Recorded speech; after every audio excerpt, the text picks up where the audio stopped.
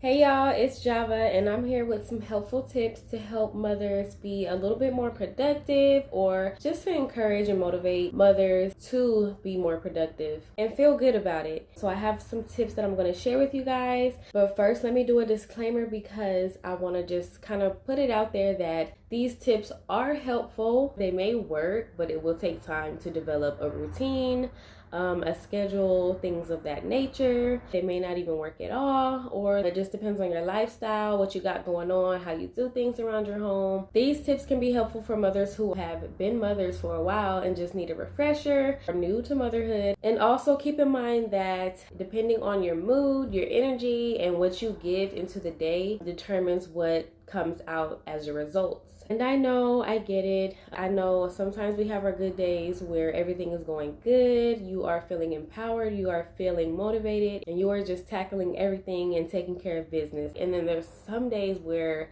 we really don't feel like that. Like, we really feel drained, overwhelmed, we're tired, So now that I got that disclaimer out of the way, let's go ahead and get started with the video. All of these tips that I'm going to give you, they're not really in a specific order or anything. However, they're pretty self-explanatory, but they are pretty detailed as well. So I have everything listed in my phone. I might be looking down here and there to make sure I don't miss anything that I wrote down. So let's get started. So the first thing I have on my list for being more productive as a mommy is to make lists and to schedule ahead. So what I mean by that is you want to start creating to-do lists for the day or the week and just check things off as things get done. And I know sometimes we do like to try to keep a mental note instead of just writing things down or putting things in our phone, which we can. Sometimes, that's not always the best thing to do because we can forget, and it happens, especially being a mom. So it's kind of best to just write things down, make to-do lists, and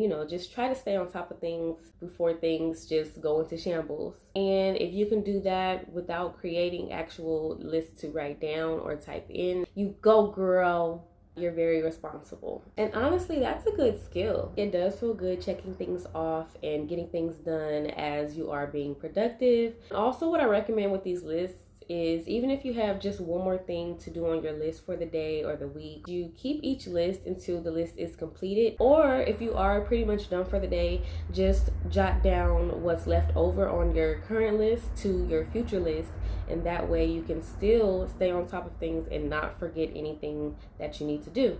Another type of list that you can create is, of course, grocery lists. When you go to the store for grocery shopping, you have your list ready. You can have it in your phone. You can have it on some paper, do it old school. Creating a grocery list helps you stay focused. You save time and money. It makes your shopping process easier. So try that and see how it makes a difference in your everyday routine or your weekly routine. Now, when I say schedule ahead, that is kind of a different category. However, it does and it can play into making lists. The second mommy productive tip that I have on my list is to set alarms for things that are important. Set alarms for important tasks. Setting alarms is not only for going to work, going to school, or going to appointments. You can set an alarm for pretty much anything as a reminder to do something or get something done. For example, you can also add an alarm for things like doing and completing more activities with your children. You can also spend time teaching your children. You can do it for working out, cooking, cleaning, drinking more water. Drink whatever you drink, Call someone that you've been meaning to call, or return a phone call, or things like that. You can set it for anything you want to, and it'll help you stay on task. It'll help you stay up to date and current with everything that you have going on. The third helpful tip that I have on my list is to get things done early. Trying to get a head start on things, it allows you to either have more free time, or it allows you to take on more tasks if you choose to. Now, let's be real. Before you had kids, you were able to move how you wanted to move. You were able to not rush unless you were late to work or late going somewhere, or you just felt like rushing.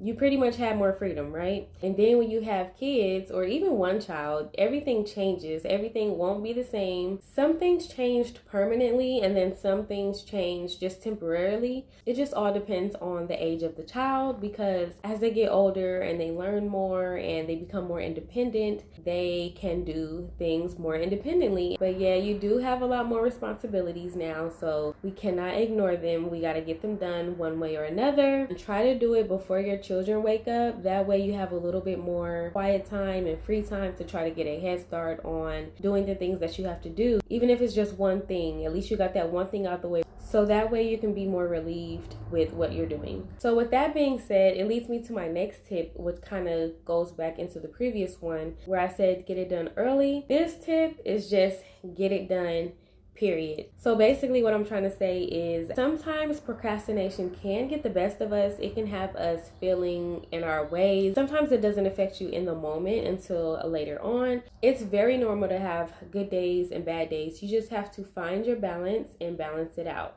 One way to beat this procrastination is getting things done, period. Get it done, get it over with, get it out the way. And you want to kind of think about the 5-minute rule. I think it's called the 5-minute rule or something like that. But basically, it's like if you see a task or you know you have to do a task, you just basically get it done if you feel or you know that it's going to take 5 minutes or less. What's 5 minutes? What's 4 minutes? What's 3? What's a couple of seconds of doing something? Now, I'm not saying that you have to do that for every single thing for the whole day. Prioritize, and you just pick and choose what you feel needs to get taken care of, you know, first, second, third, and so on. Like, you just have to tell yourself, this is only going to take 5 minutes. This is only going to take 2 minutes. I can do this. Let's get it done. And then you do it, and then you're done. And then you can move on to the next thing. So the 5th thing that I have on my list is do something or get as much done as you can. So with that being said, basically everything doesn't have to be done in one day. If you want it to be that way, you know, that's up to you.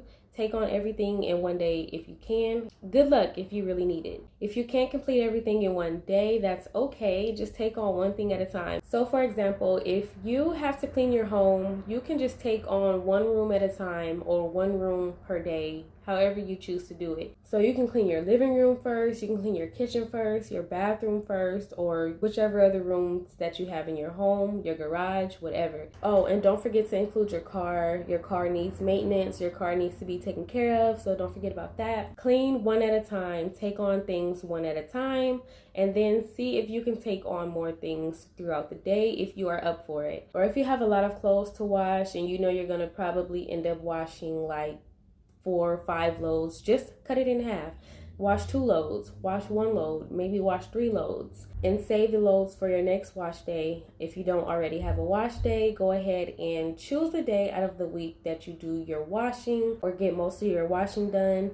Or if you don't want to do that and you feel like you need to just wash whenever you feel like you need to wash, then do that. But make sure that you don't put on too much that you can't handle. So the 6th helpful tip that I have on my list is to stay organized. Now, staying organized, this kind of goes into everything that I've listed already, everything that I've pretty much been saying. Okay, so when you're doing your deep cleaning at home, you want to make sure that you actually keep that up. You want to be able to maintain it and stay organized. I mean, don't get me wrong, there's nothing wrong with doing some deep cleaning, you know, as often as you do.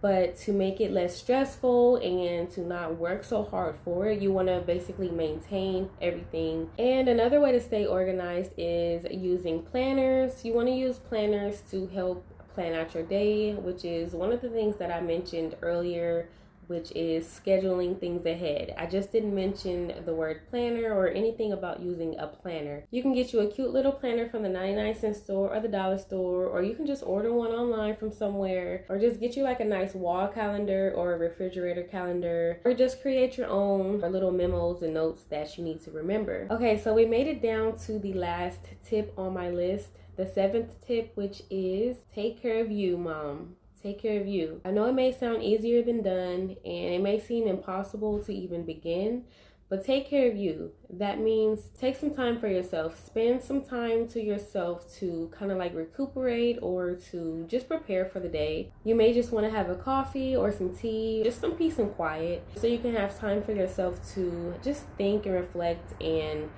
just prepare for the day. And believe it or not, you cannot pour from an empty cup.